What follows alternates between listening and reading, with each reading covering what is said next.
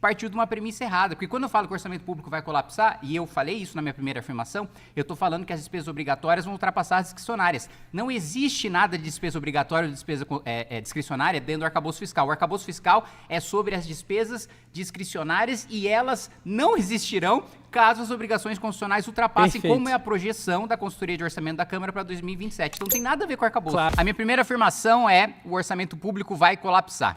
O orçamento público vai colapsar porque as despesas obrigatórias vão ultrapassar as despesas discricionárias. Basicamente, o presidente da República, o próximo presidente que assumir, não vai ter verba para financiar, inclusive, os principais programas sociais que são financiados com verbas discricionárias. Então, se a gente não fizer uma reforma no orçamento, pela primeira vez a gente vai viver no Brasil o que os Estados Unidos de vez em quando vivem, que é um shutdown.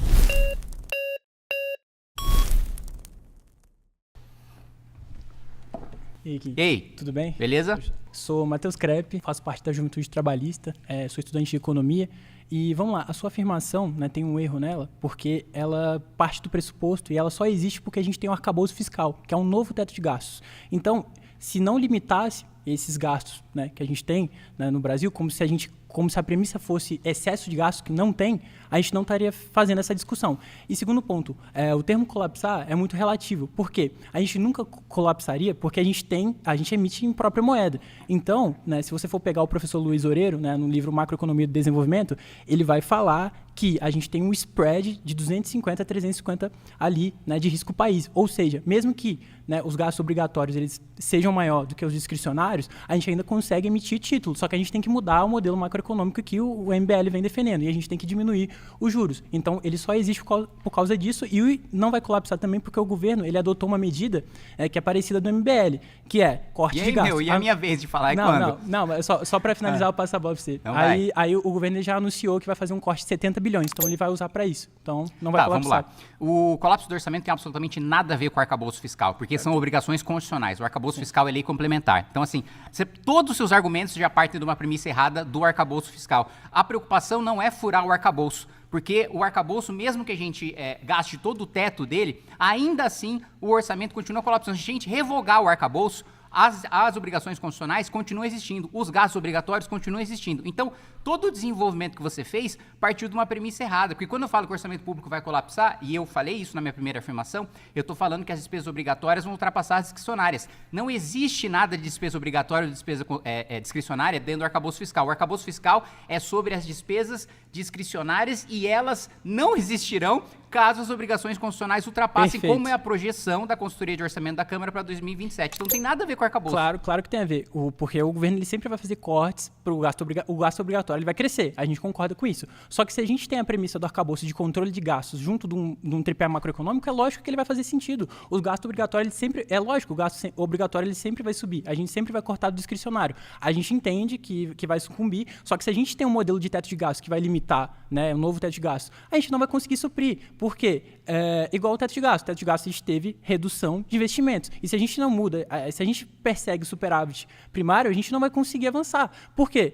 Vou dar um dado muito interessante. Porque o Brasil ele não tem excesso de gastos. Como falou, a premissa do novo arcabouço fiscal é que a gente tem excesso de gastos. Só que 90% do que a gente tem, do que a gente paga de dívida, foi por conta de rolagem. Foi por conta que o juros estava alto e a gente pagou. Não foi excesso de gastos. Então, a gente não consegue tirar do lugar e colocar do outro. Então, faz sentido assim o arcabouço. A dívida, vamos lá, mais uma vez, o arcabouço não tem nada a ver. Claro e você faz uma falsa comparação. Porque o teto, tá no modelo macroeconômico que você defende, claro que tem a ver. O modelo... Calma, filho. Mas o seu modelo, ele defende você falou isso, já. É superávit. Calma, você tá dizendo claro que eu defendo. Ver, eu vou falar o que eu defendo. Você tá falando o que eu defendo. Calma lá, irmão. Você quer saber o que eu defendo mais do que eu? Calma. Vamos lá. Você fez uma comparação falsa. Porque o teto de gastos é constitucional.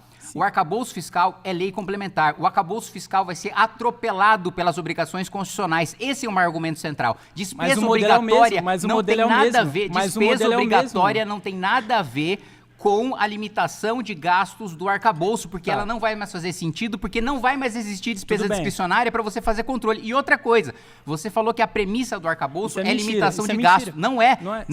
A premissa do arcabouço, por isso que a gente discorda dele, é de que falta arrecadação para pagar os gastos. Pode falar agora? Tanto que calma, você falou mais do que eu. Relaxa aí o popoto, que agora é a vez do coleguinha.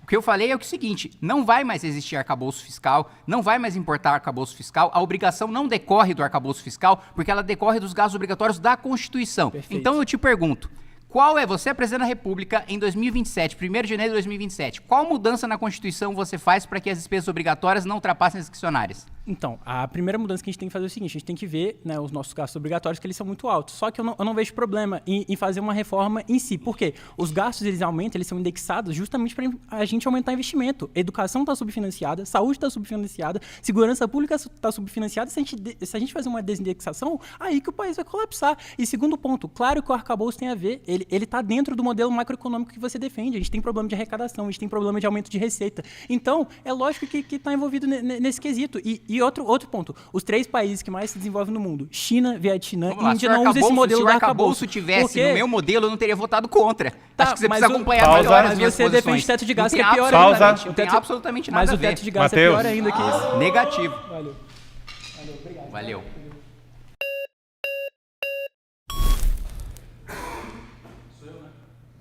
E aí, meu, ninguém vai debater comigo?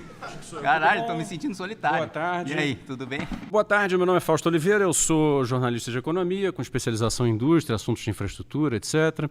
E, Kim, esse assunto do orçamento que você trouxe aí, cara, você fez uma resposta interessante aí para o nosso antecessor, mas o que eu li da sua resposta, basicamente, é o seguinte, que você está propondo que o descompasso entre despesa discricionária e despesa obrigatória seja pago pela despesa obrigatória, ou seja, você está propondo reduzir a despesa obrigatória.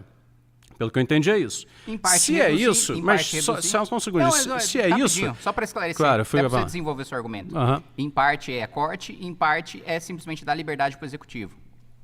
Bom, muito bem. Em cima das obrigatórias. Isso. Mas a maior parte das obrigatórias são despesas vinculadas a atendimentos sociais, previdência, saúde e educação, financiamento de serviços públicos essenciais, etc. Então, em suma, o que você está propondo é que aqueles que são atendidos pelo Estado paguem a conta para que o Estado possa ter despesa discricionária de novo. Esse descompasso existe e você está propondo, então, tirar dinheiro da saúde, dinheiro da educação, dinheiro da previdência, para fazer com que a capacidade financeira do Estado, né, investir livremente aumente. Aí eu pergunto, e o 1 trilhão de juros que a gente paga, né, para rolagem de dívida, não mexe nada nisso? Te respondo, mexe. Na realidade, a economia é maior com o juro, porque a PEC que eu apresentei, ela reduziria o juro de 15% para 7%.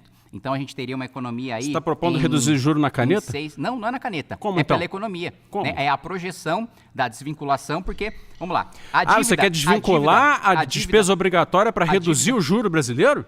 Isso, porque automaticamente... não, mas peraí. Então porque você está colocando o mais pobre Calma, para você falou, pagar... agora Não, deixa eu peraí. desenvolver. Não, peraí. Agora eu quero te perguntar outra coisa. Então pergunte. Você está propondo o mais pobre pagar a conta da redução de juro para o mercado financeiro? Como Não, assim? negativo. Quem tem que pagar essa conta é o mercado financeiro. Negativo. Vamos lá. Quando eu falo de despesas obrigatórias, a gente está falando de R$1 trilhão em 6 anos, 750 bi seria de desvinculação. E veja, desvinculação não significa Em que o 6 dinheiro... anos? Não, calma, filho, você já falou, deixa eu Não, o falar. filho tá calmo, mas eu tô com Calma. dúvida. Calma, então, mas Né? calma. Eu tô querendo que você me responda. Sim, mas pô. você fez 2 Né? perguntas e não deixou eu responder, aí você fez uma Então vai lá, terceira. faz Então aí. deixa eu responder as 3 Diga lá, agora. diga lá. Tá Vamos bom. lá, primeiro ponto. R$1 trilhão, 750 bi de desvinculações. Em Isso 6 não anos. significa, em 6 anos, isso não significa que esse dinheiro não vai ser gasto nem em programas sociais, nem em saúde e nem em educação. Só significa que vai ter liberdade para remanejamento. Outro ponto. O que eu estou falando é o seguinte, a medida em si, por a gente ter capacidade de pagamento da dívida, eu não estou nem falando de pagar a dívida, estou falando por ter capacidade de pagar a dívida, a gente aumenta o nosso lastro, a gente aumenta a nossa segurança e a gente diminui o juro com uma projeção de economia de 2 trilhões e 600 bilhões de reais que a gente deixa de pagar em juro para poder fazer investimento, inclusive para as pessoas mais pobres. Então, eu não estou falando de baixar juro na canetada, eu não sou discípulo do Tombini, não sei se você é, Não, eu estou não, falando não. na realidade de dar lastro para que a gente tenha capacidade de investimento, para que a gente possa retornar isso para os mais pobres. E outro ponto, a vinculação constitucional de saúde e de educação serve para todos os estados e todos os municípios. Tem municípios e tem estados que têm mais idosos do que jovens, então precisam remanejar o recurso Isso é da verdade. educação para a saúde. Não faz sentido eu partir da premissa de que eu sei qual que é exatamente a vinculação de saúde e educação que eu preciso impor para os estados e para os Mas municípios. nós dois sabemos que os fundos de participação dos estados e dos municípios é que são administrados pelos governos locais e eles fazem esse remanejamento na administração local. Não é verdade Não, que eles não fazem, eles não a podem. mesma proporção de vinculação federal é refletida nos orçamentos É verdade, municipais? sim. Não é? Bom, você vai porque tomar o fundo, fact-checking. o Fundo de Participação Municípios e Estados ele permite aos administradores locais fazerem esses remanejamentos e eles Negativo, fazem. não permite. Agora, Você não conhece a lei. sua proposta, Você não conhece a lei. sua proposta, ela tem um demérito aí. Que é o seguinte, ela é toda muito doce com quem já vive a doce vida no Brasil, que são os bancos. Porque não mexeu em contrário, nada. é duro. Não, Pelo não contrário, eu mexeu tô pagando em nada. menos juro pra ele. Não, mas você... Eu tô pagando metade de Mas juro pro banco. Eles Como não que é- pagaram como que é a bom pro conta banco? desses 20, 30 anos que vivem de rentismo no Brasil. Mas e aí você quer que eu mude o passado, filho? O que Não, você eu quer quero, eu faça? quero que quem pague a Aí conta seja quem tem que pagar a Eu não conta. sou doutor estranho, não. Claro que Eu não, posso não, mudar nem é o eu, futuro. não sou doutor E pro- estranho. E pro futuro, Mudar o que eu o posso fazer futuro- é pagar menos juros da dívida. Os Você grandes bancos pode pagam menos fazer juros da com que dívida. eles paguem pela correção orçamentária do Brasil. Sim, eles vão pagar recebendo menos juros do Tesouro. Tá bom.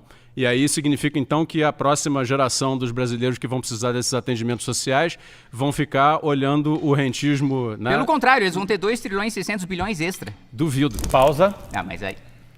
Fechou. Valeu.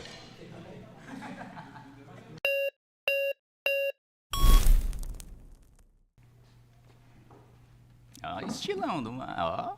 E aí, meu? preparei pra Beleza? você. Caralho, você arrumou pra mim. Prazer, Porra. meu nome é Charlie. Mas eu sou hétero, mas obrigado. Ah, que pena. Meu nome é Charlie Barkley, eu sou trabalhista, como você pode ver. Eu represento aqui hoje a Juventude Trabalhista, eu sou estudante de economia. Tá?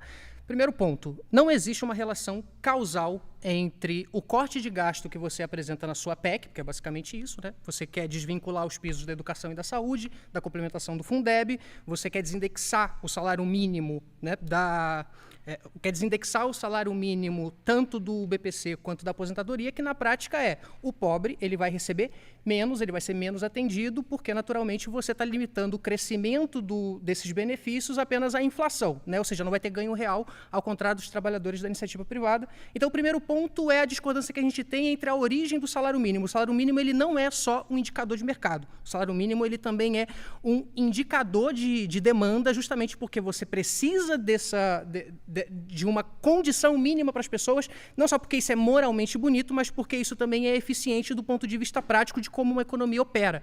Você parte de uma ideia de que nós vamos ajustar determinados detalhes da economia e isso vai resolver o problema, quando na verdade a gente tem uma condição estrutural, um modelo deficitário que é ineficiente e, comparado com o que vocês defendem no livro amarelo, e eu li os 4 primeiros livros, o modelo de vocês é exatamente o mesmo do PT. Vocês não defendem nenhum tipo de reforma estrutural. Você tá rindo por quê? Ora, o PT com o galípolo no Banco Central, autonomia, juros a 15%. Lá vocês defendem a autonomia. O PT parte da premissa de que tem que aumentar a arrecadação de impostos para dar superávit primário e vocês acreditam que você tem que fazer superávit primário para criar um fundo soberano, que é ineficiente. Aí você diz assim, não, vamos tirar tudo dos trabalhadores e economizar 1 trilhão em 6 anos, em vez de mexer na dívida pública, que gasta 1 trilhão em 1 ano. Então era mais fácil a gente mexer na dívida, economizar em 6 trilhões. Né? E aí você fala assim, não, vai reduzir juros. Sabe por que não vai reduzir juros? Porque o problema dos juros no Brasil está associado à indexação da economia. Você sabe como é que o Plano Real resolveu a hiperinflação, não sei? Você não sabe? Eles criaram uma ORV e fizeram a desindexação dos contratos para diminuir a inflação inflacionária, porque eu tenho eles 5 pontos entenderam... pra eu rebater já. Não, tudo bem, mas Você eu quer acho... me ouvir ou não? Porque tem 5 Deixa, pontos. eu posso concluir aí, você fala? Beleza. Você vai Tá fazer bom? quantos? Porque tem 5 Não, já. eu só vou concluir o ponto da indexação, porque esse Tá é bom. o componente principal da dívida hoje. A gente tem uma economia indexada. O que isso significa? Que os contratos são reajustados de acordo com a inflação passada. Então, isso leva a inflação do passado para o presente, gerando uma pressão inflacionária. Os juros hoje opera combatendo a inflação para diminuir a demanda, né? Ele limita a demanda e, ao mesmo tempo, limita o investimento. Só que ele não tem como combater uma inflação inflacionária, porque se fosse assim, a gente tinha resolvido a hiperinflação dos anos 80, só fazendo 40% de juros, ao invés de simplesmente desindexar a economia, como eu estou propondo, porque a moeda ela não foi plenamente estabilizada e no livro amarelo, por exemplo, na proposta de vocês não falam sobre a indexação, vocês não falam sobre o regime de metas de inflação, que ele é ineficiente para a estrutura brasileira, e parte da ideia também que vocês não falam sobre a inflação de câmbio, certo? Posso falar agora? Pode. Tá, vamos lá. Pô, agora que eu posso falar, vocês vão expulsar ele? É o seguinte, BPC e Previdência não vai ter correção. Onde é que você viu isso? Não tá na minha PEC, né? Então você já tá falando uma coisa que não existe. Outro ponto, não tem vinculação constitucional para assistência social. Sabe qual foi um dos investimentos que mais aumentaram no Brasil nos últimos 40 anos? Assistência social, que prova que vinculação ou não vinculação não é garantia de que vai ter aumento de investimento ou de que na PEC aquilo tá que... Calma, filho, você falou uma hora. Você falou uma hora, agora segura. Segura o balanço, segura o balanço. Segura, você vai deixar eu falar? Você tá mentindo. Não, amigo, você mentiu uma hora aí. Pausa, fechou. Charlie. Foi expulso já? Ele foi votado, Merda, mas então ele... Mas termina, pode terminar. O cara fala tudo e ele é expulso, aí eu não respondo. Termina, homem. Tá, mas vamos fazer o seguinte... DPC e Previdência, pode ir? Não, vamos fazer o seguinte, o Charlie foi votado, ele pode votar na cadeira, responde os pontos dele elencados e eu faço uma nova contagem para a próxima pessoa. Tá bom, beleza. Então vamos lá. Já falei que PPC e Previdência não vai ter correção, mentira, não está na PEC em nenhum lugar, e eu já falei que não teve vinculação para assistência social, investimento em assistência social aumentou do mesmo jeito. Concordo com você que o modelo deficitário é ineficiente, é exatamente o modelo que o PT opera. Outro ponto, de vocês. Vocês defendem a mesma coisa que o PT, vocês defendem a autonomia. Quem disse que o PT defende a autonomia? O PT é contra a autonomia. O PT votou contra a autonomia. Deus o livre da data no meu colo, a data tá no meu bolso aqui, que não para de me taxar. Mas o meu ponto, eles são contra a autonomia, eles votaram contra a autonomia. De onde você tirou que a gente defende a autonomia? Eles também. Não, isso não existe. Então você mentiu objetivamente. Eles votaram contra, mas no final das contas mantiveram. Votaram, eles não têm voto. Eles não têm voto para rebater. Vamos lá.